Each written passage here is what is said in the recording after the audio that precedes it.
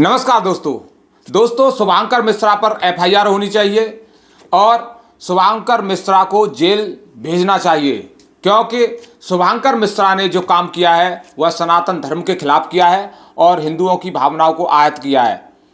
किस तरह से शुभांकर मिश्रा ने रामभद्राचार्य को अपनी बातों में फंसाया और किस तरह से रामभद्राचार्य जी से प्रेमानंद महाराज को लेकर अपशब्द कहलवाए और जो बीच में उन्होंने प्रेमानंद महाराज को लेकर कहा था उसका वीडियो भी पूरा जारी नहीं किया। शुरुआत में ऐसा बयान जारी किया जिससे ऐसा लगे कि प्रेमानंद महाराज का अपमान किया गया रामभद्राचार्य के द्वारा।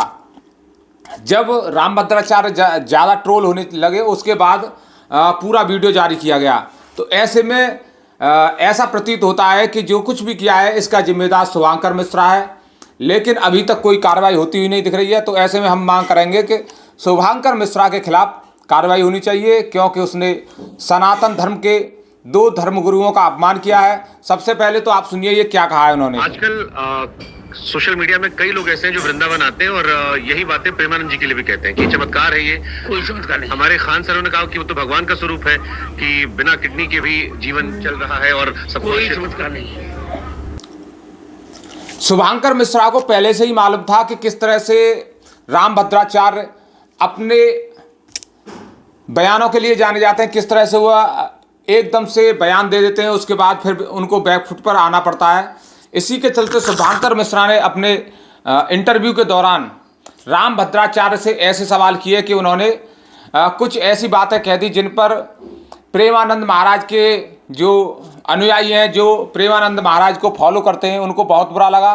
प्रेमानंद महाराज ने इस विषय में कुछ नहीं कहा है, लेकिन जिस तरह से प्रेमानंद महाराज के जो फॉलोअर हैं, जो उनको मानते हैं, जो उनके बताए हुए रास्ते पर चलते हैं, उन्होंने रामभद्राचार्य के ट्रोल करना चालू कर दिया। उनके खिलाफ जाने क्या क्या लिखना चालू कर दिया सोशल मीडिया पर और बहुत सारी खबरें आने लगी, जिसके बाद रामभद्राचार्य ने माफ़ी भी मांगी और रामभद्राचार्य ने कहा कि मैंने ऐसा कुछ नहीं कहा है। तो ये सब बातें जो हैं सबकी जड़ एक ही है, शुभांकर मिश्रा है। ये एक बड़ा क्रिएटर है, अपने आप को पत्रकार भी बताते हैं, लेकिन जिस तरह से ये रामभद्राचार्य से इंटरव्यू ले रहा था, जिस तरह से उसने प्रेमानंद महाराज के बारे में कहा कि लोग वृंदावन जाते हैं और कहते हैं कि बड़ा चमत्कार है, प्रेमानंद महाराज बिना किडनियों के अभी तक जीवित हैं, क्या ये चमत्कार है?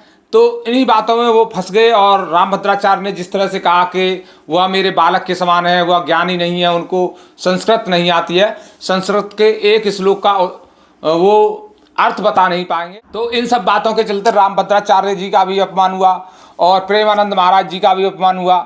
यानी दोनों धर्मगुरुओं का जो सनातन सभ्यता को आगे बढ़ाने का काम कर रहे हैं, जो हिंदुओं की भावनाओं को प्रज्वलित कर रहे हैं, हिंदुओं को जागृत कर रहे हैं और अच्छा जीवन यापन करने की बातें बताते रहते हैं। लेकिन शुभांकर मिश्रा ने जिस तरह से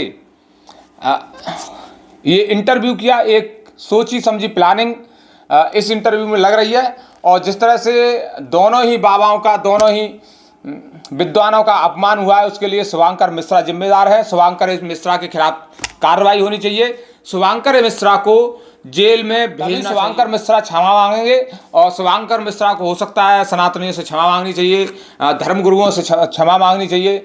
और जिस तरह से शुभांकर मिश्रा ने ये इंटरव्यू किया है उनके लिए शर्मनाक है और उन्हें शर्म करनी चाहिए। ऐसे इंटरव्यू लेने के समय जिस तरह की उन्होंने बातें कहीं, ऐसी बातें नहीं कहनी चाहिए। धर्मगुरुओं से धर्म के बारे में पूछो, अपना जो समाज है इसमें सुधार कैसे हो, इस बारे में पूछो। एक दूसरे से लड़ाने वाली बातें क्यों होती हैं? क्या ये एक राजनीतिक मंच था जिस पर बैठकर आप किसी धर्मगुरु से बात कर रहे हो और दूसरे धर्मगुरु के लिए कुछ कहना चाह रहे हो?